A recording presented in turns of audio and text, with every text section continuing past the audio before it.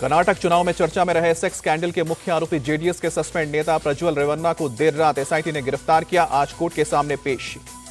प्रज्वल रेवन्ना को एयरपोर्ट से कड़ी सुरक्षा के बीच एसआईटी की टीम सीआईडी दफ्तर लेकर आई। प्रज्वल के 2 सूटकेस भी एसआईटी ने जब्त किए। प्रज्वल की वापसी से पहले केंपागौड़ा एयरपोर्ट पर बढ़ाई गई थी सुरक्षा। एयरपोर्ट से निकलते ही एसआईटी ने प्रज्वल को गिरफ्तार किया। देश में आखिरी चरण का चुनाव प्रचार थमा। पीएम की कन्याकुमारी के विवेकानंद रॉक मेमोरियल में ध्यान साधना जारी। 1 जून तक 45 घंटे की ध्यान साधना करेंगे प्रधानमंत्री। PM Modi Vivekananda Rock Memorial के ध्यान मंडप में कर रहे हैं मेडिटेशन। 1892 में स्वामी विवेकानंद ने इसी स्थान पर किया था ध्यान साधना से पहले पीएम मोदी भगवती अम्मन मंदिर में गए। भगवती देवी की विशेष पूजा अर्चना कर आशीर्वाद लिया। अम्मन मंदिर में पूजा के दौरान प्रधानमंत्री ने दक्षिण भारतीय परिधान सफेद मुंडू और शॉल धारण किया। पुजारियों ने करवाया विशेष आरती।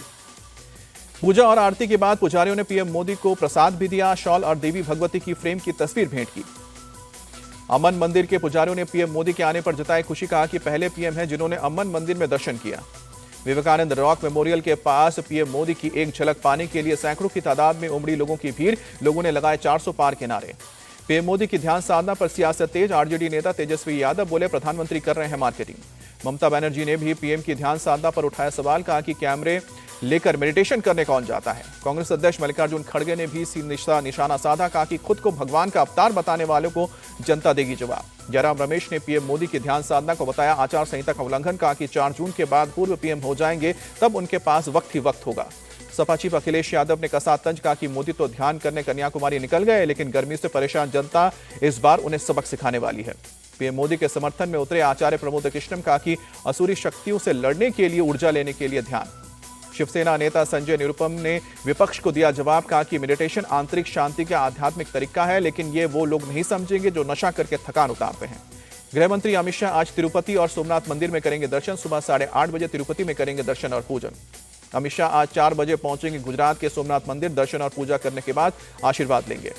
चुनाव प्रचार थमते ही बीजेपी अध्यक्ष जेपी नड्डा गुरुवार को नैना देवी के मंदिर पहुंचे। पूजा अर्चना करके जीत के लिए आशीर्वाद लिया। चुनाव प्रचार के आखिरी दिन पीएम मोदी की होशियारपुर रैली के दौरान बड़ी लापरवाही सामने आई। पीएम मोदी के हेलीकॉप्टर लैंडिंग की जगह से 3 किलोमीटर दूर नहर का किसी ने पानी खोला। नहर का पानी हेलीपैड की तरफ तेजी से बढ़ते ही हड़कंप मचा। 2 किलोमीटर पहले ही जेसीबी से गड्ढा खोदकर प्रशासन ने पानी को रोका।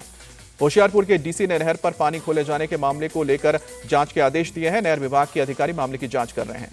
बीजेपी के नेता तीक्ष्ण सूद ने पीएम मोदी की रैली को खराब करने की साजिश करने का आरोप लगाया। कहा कि पंजाब सरकार की शय पर बिना कैसे खुल सकता है नहर का पानी।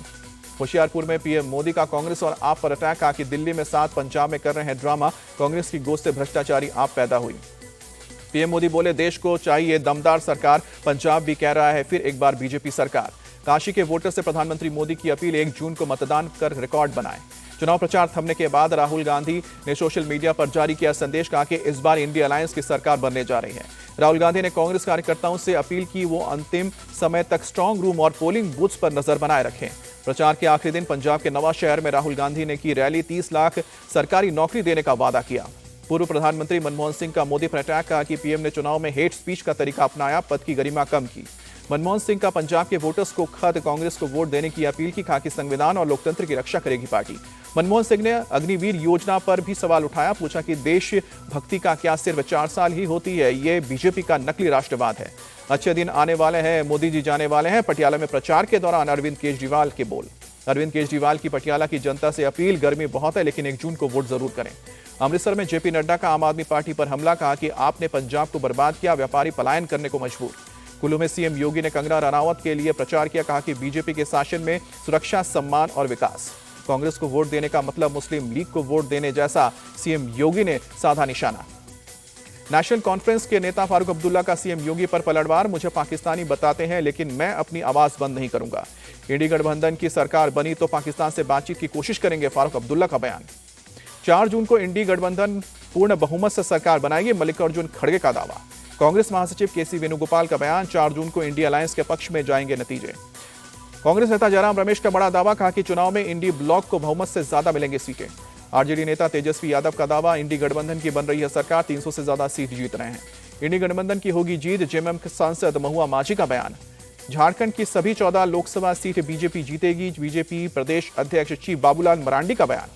इंडिया अलायंस के सरकार बनाने के दावे पर बोले ज्योतिरादित्य सिंधिया, हर पार्टी को सपने देखने का पूरा हक है।